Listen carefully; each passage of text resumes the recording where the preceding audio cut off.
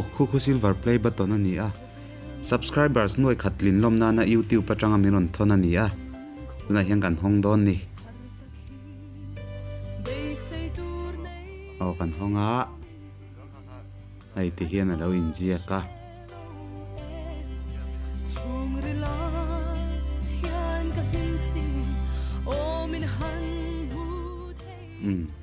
ti hian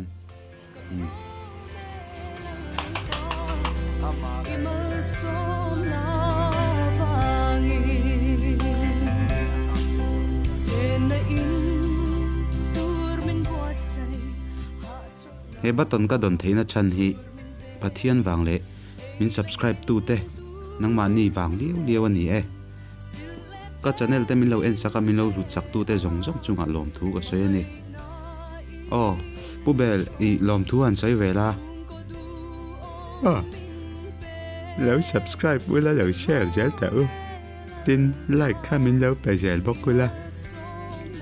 zo belians te chunga ka lom tak zet ani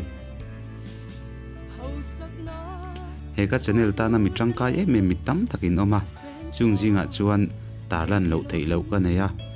chung te chu karon tar lang zoi do na mi lo thlir sak don nia an ming le ka channel ta nan tangkai na chan ka karon tar lang don ani